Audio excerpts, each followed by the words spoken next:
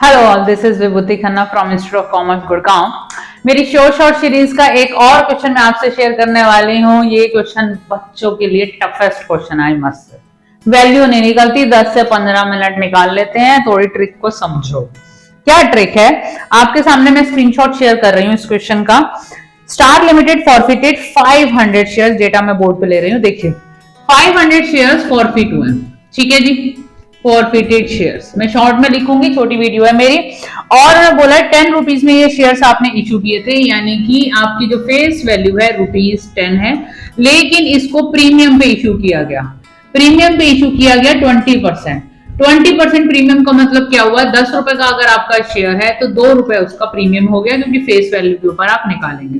ठीक है, 10 रुपीज के शेयर्स पे 2 रुपीज प्रीमियम का मतलब हो गया market value of share is ₹12। ये तो क्वेश्चन ने हमें बताया। इसके बाद क्या कह रहे हैं कि on which 4 rupees on allotment. चलो जी, अब हम डिवीजन भी कर लेते हैं। Application, allotment, first and second. Question क्या कह रहा है कि हमारा 4 रुपीज का अलॉटमेंट था, तो इसमें 2 रुपीज प्रीमियम होगा और 2 रुपीज का अलॉटमेंट हो गया। फर्स्ट कॉल हमारी थी 2 रुपीज की और फाइनल कॉल हमारी 1 रुपीज की थी। इसको हमने मंगाया ही नहीं है, ये हमने कॉल्ड अप ही नहीं किया, हमने सिर्फ इतना ही पैसा कॉल किया था। और पार्टी ने ना तो अलॉटमेंट भेजी, ना ही फर्स्ट कॉल भेजी, यानी कि एप्लीकेशन भेजी। Situation is this. एप्लीकेशन आई हमारे पास। अब एप्लीकेशन थी कितने की? ध्यान से देखिए, 2 रुपीज का अलॉटमेंट, 2 रुपीज का फर्स्ट कॉल, 1 रुपीज का फाइनल कॉल। 2 + 2 + 1 5, यानी 5 रुपीज की आपकी हो गई एप्लीकेशन। अब ये 5 रुपीज की एप्लीकेशन है, सिर्फ आपको यही रिसीव हुई थी। ठीक है, सिचुएशन इज दिस। अब ये अगर आपको रिसीव हुई थी 500 शेयर्स पे,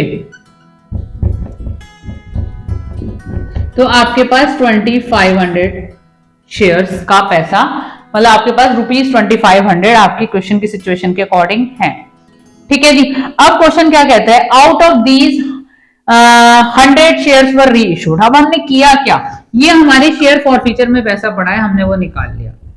ठीक, अब हमें कह रहे हैं कि हमने आउट ऑफ दीज 100 शेयर्स पर री इशू, 100 शेयर्स हमने री इशू किए, फुल्ली पेड अप। ठीक है, फुल्ली पेड अप का मतलब 100 शेयर्स अगर हमने इशू किए हैं 10 रुपए वाले, यानी कि 1000 रुपीज में हम शेयर्स इशू करेंगे। अब ये क्या कह रहे हैं कि हमारी कैपिटल रिजर्व में ₹300 ट्रांसफर हुए हैं। कैपिटल रिजर्व में ₹300 हमारे ट्रांसफर हुए हैं। ठीक है जी। अब आपको सबसे पहला काम क्या करना है? जो शेयर्स हमारे री इशूड होते हैं उनका कितना पैसा कैपिटल रिजर्व में जाना चाहिए था, पहले वो निकालो। देखो जी, हमारे पास टोटल 2500 शेयर्स फॉरफिटेड शेयर थे, 500 के हिसाब से, और हमारे 100। देखिए जी, 2500 रुपए शेयर फॉरफीचर अकाउंट में पड़े थे, जो 500 शेयर से बिलोंग कर रहे हैं। 100 शेयर से कितने बिलोंग करेंगे? तो 500 आपका 5 आ गया यहाँ पे, और 5 × 500 रुपीज। यानी अगर कैपिटल रिजर्व में कुछ पैसा जाना चाहिए तो वो 500 रुपए जाने चाहिए। समझने की चीज है।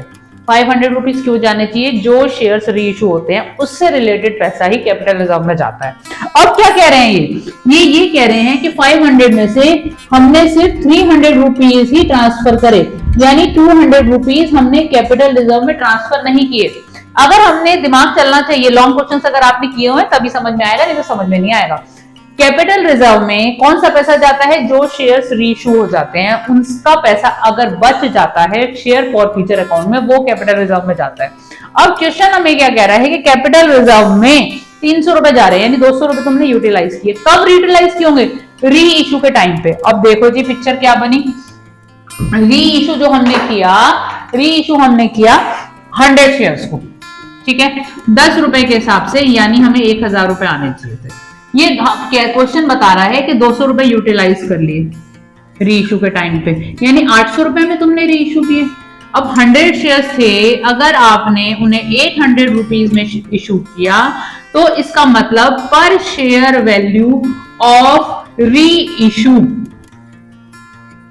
इज ₹8। ये एमसीक्यू आपसे पूछा है।